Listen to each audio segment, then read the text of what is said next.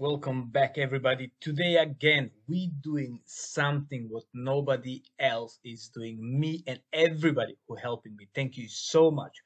Part 16, people. 16. Okay, this is the 16th family we helping in the Philippines again. We helping some family to don't go hungry at night, to don't have empty stomach at night. Just watch the video after this one. Just watch where they live. Look, no water, no electricity.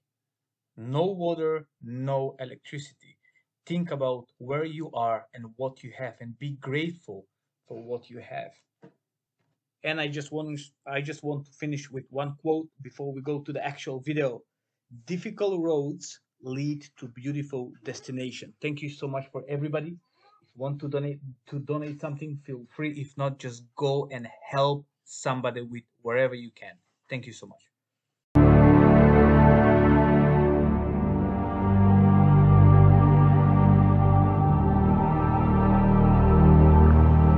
Do you know how lucky you are having a roof over your head, a food to eat, nice and beautiful life?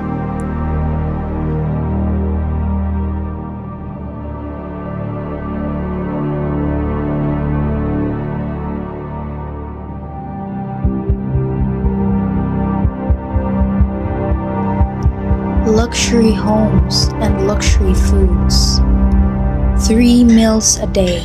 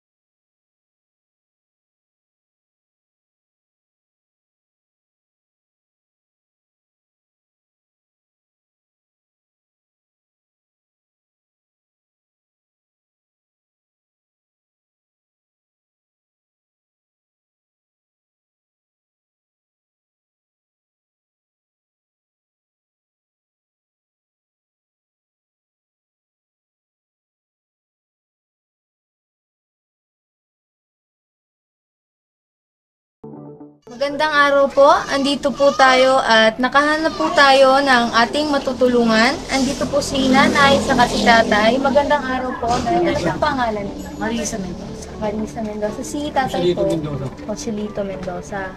Ilan po ang anak ninyo? 15. Ilan po yung nakatira dito? Bali, 4. May mga asawa. Ah, so, kayo po, ilang taon na po kayo? 54. Si tatay po? 53. Sino po yung may mga trabaho dito? Yun ang malugang ko lang, isa lang. Yung isa lalaki lang yun. Isa lang po. Di po sa buong... Isa lang. Wow. Kasi may mga asawa, hindi pa wala. Araw-araw po ba yung trabaho niya? Minsan pag umuulan, wala. Wala. Ano ho ba ang... Ano ho ba ang Construction. Labor construction worker. Magkano po yung sweldo niya? 450. Okay, di ba? 450 isang araw. 450 isang kada gawa Hanggang po. five. Paano niyo po nagpagkakasya yung 450 po na yun sa laki po ng pamilya ninyo? Yung mga anak ko sila may trabaho, Gagaan naman sila pag tumutulong naman. sa amin, yung taga Quezon City. Yun, pagka halimbawa wala na kami, gagaan pagpapadala ng mga bigas. Ganyan ka, kahit magpabiling man ng 5 kilo bigas ka. Ganyan lang. Mabuti naman po yun. Nakaraos ka sa mga. Kaya nga. Kahit mga gulay-gulay lang, mga ulam, taligas, sardinas, mga ganyan. Tanggap na namin, at least kumakain. Opo, mabuti po yun. Si tatay po, may sakit po ba kayo tayo? Sa baga. Karoon lang sa baga ko eh. Hindi na, Hindi ko nakatuloy yung gabot ko. Dahil nga kami, nangyari na ako sa mga anak ko, may mga pamilya rin. Kaya akong makakita ko ba, okay na sa akin ako eh. naman yung sa mata. Opo, nakita ko na. Hindi matagal ko ng isang pa-laser. Hindi ko maano, wala na siyang kapera. Opo, walang pa. Si tatay ho ba nakapagpa-check up na po siya dati? Dati, Tatlong beses kaya na? hindi pa natatapos yung gamutan. Tatlong beses na. Opo, sa hirap Mga din yun ng tatlong buhay. Tatlong beses. Kahit ilang taon na ganyan. Dahil kailangan niya yun. Kailangan niya nakasubaybay yung gamot, yung mga gamot. Opo. Kayo po na yung mata niyo po, napa-check up niyo po? Napa-check up ko pero hindi ko. Minsan lang ako nakatingin ng pamatak sa mata dahil medyo mahal. Eh ngayon, hindi ko na ano. Kaya parang kumikirot ka na pag may init. Opo. May kirot. Kaya na pinipikit ko minsan papahinga ako. Magpapalisan ko. Kaya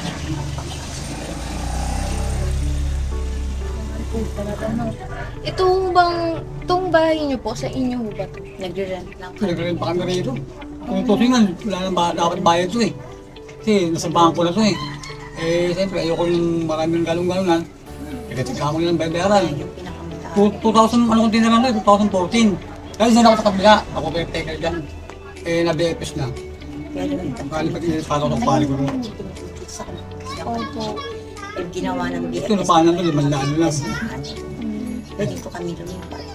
Kasi may ano pa naman yung Kapanan. paparent. Lahat ako lang gawa, para maging bahay lang yan.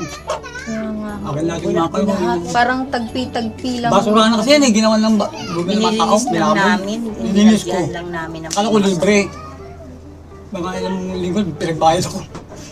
Unang upa to 50, lagyan naman na, lagyan 1,000. Eh, nagpabarangay na ako, hindi pa yung ako lahat. Sa bangko na ito eh. Sinupit-practice kami sa 500. Eh, 3 taon na niningin sa akin dito eh. Iba-iba kung magkakabat-anak eh. Wala mo akong magawa. Sige, pero nalabang ko yun, hindi kasi sa akin nanalo. Kaya lang, ayoko yung, ano eh, kasi pagka yung magmalas ng boss ko, inatakay ako lang yun. Hingal. bawal kasi sa kanya. Lagi na. Nagaano. Bakit mo yun? Hindi na lang.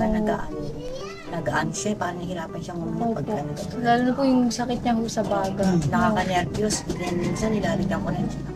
Because yung gamot bang para maamoy niya. Patipid siya kasi para magiging bahan. Yung ano niyo po na, yung kuryente niyo po, meron po. Battery lang. Yung battery ng sasakyan, i-charge ng 3 araw, 50 pesos siyang bayad. 50 pesos. Mga gano po yung tumatagal? Itong malaki ko, 5 days yan. Pero nandito Yung sa itong maliit, Manila, mga 3 days lang. 3 70 yan, bali, Bali dalawa. 70 yung pangatlong araw. Yung nag-charge po kayo. Tubig po, meron din tayo. Binibili. 5 pesos ang Binibili ng 5 container. pesos ang container, tapos 2 pesos yung Wilkins. Yung nasa galon po, hindi po yung mineral. Hindi. Ano lang Nawasa. yun? Nawasan. Nawasa. Hindi ko ng palmera. Tapos bibili pa po kayo ng Wilkins, no? Araw-araw yung bumibili. Siyempre po, marami rin kayo. Tapos drum, pupunan namin yung drum, 60 pesos. Tapos sa mga Wilkins, mga 50 pesos, 30 pesos. Bali, pinabayaran namin. Kung halimbawa ng sapad yung nasa 300 pesos. Pagkasweldo ng kapasahod ko po. Alam ko na construction maluga. Opo. So, kaya po kami nandito, gusto po namin makatulong sa inyo kahit papaano. May isa pong tao sa ibang bansa, pinadala niya ho kami dito, binigyan niya ho kami, sabi niya, ito, maghanap ka ng matutulungan mo, tas tulungan mo sila. Tas kaya po namin binibidyo kasi gusto niya lang ho makita yung reaction niyo. Ayaw niya ho, like, ayaw niyo po kumuha ng kapalit. Gusto niya lang po makita yung reaction niyo. Kaya maya-maya po ibibigay na po namin yung maliit na tulong. Sana po makatulong.